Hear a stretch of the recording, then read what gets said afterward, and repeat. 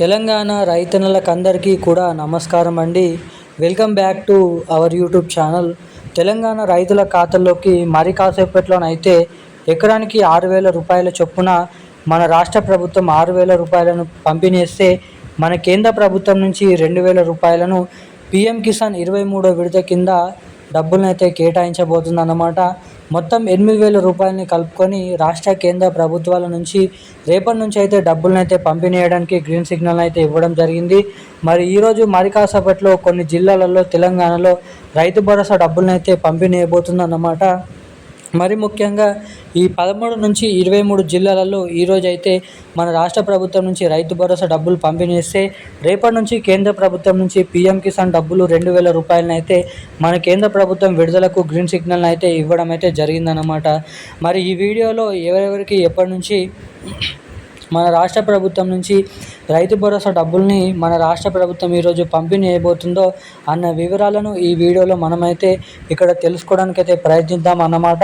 ఇక దీంతో పాటుగా ఇటు మన కేంద్ర ప్రభుత్వం నుంచి పీఎం కిసాన్ సమ్మాన్ నిధి 23వ విడత కింద 2,000 రూపాయల కోసం ఎవరైతే ఎదురు చూస్తున్నారో వారందరికీ కూడా మన కేంద్ర ప్రభుత్వం నుంచి డబ్బులను అయితే కేటాయించబోతున్నారన్నమాట.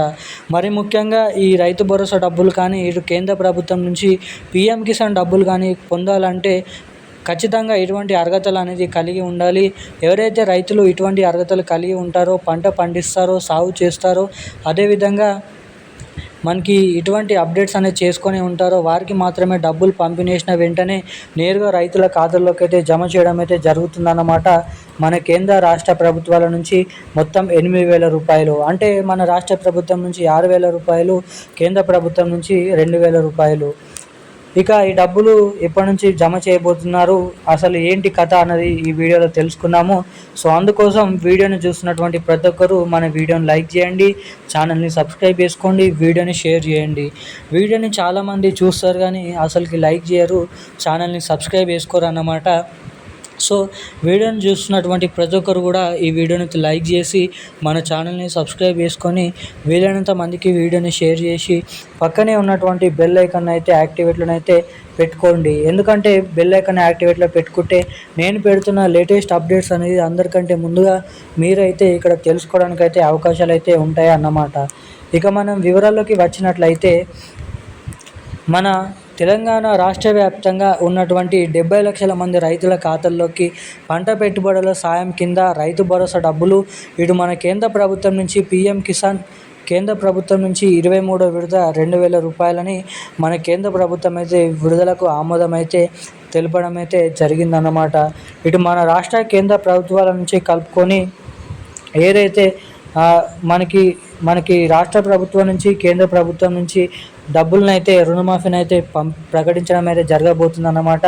కేవలం మనకి ఏదైతే కేంద్ర ప్రభుత్వం నుంచి లక్షల రూపాయల రుణమాఫీ అనేది చేయబోతున్నారనే అప్డేట్స్ అనేది వస్తున్నాయి. ఇక ఇప్పుడు మాత్రం మన కేంద్ర ప్రభుత్వం నుంచి 2,000 రూపాయలు, రాష్ట్ర ప్రభుత్వం నుంచి 6,000 రూపాయలు, అంటే మొత్తం కలుపుకొని 8,000 రూపాయలు అనేది రైతుల ఖాతాల్లోకి ఈ నెల చివరి ఆఖరిలోపు ఈ డబ్బులను పంపిణీ చేయాలని రాష్ట్ర కేంద్ర ప్రభుత్వాలు గ్రీన్ సిగ్నల్ అయితే ఇవ్వడం జరిగిందన్నమాట. ఇక జమ చేసినటువంటి డబ్బులను ఈ నెల చివరి ఆఖరిలోపు సెప్టెంబర్ నెల 15వ తారీఖులోపు పూర్తి స్థాయిలో అన్ని జిల్లాలలో డబ్బులను పంపిణీ చేయాలని జీవోనైతే జారీ చేయడం అయితే జరిగింది.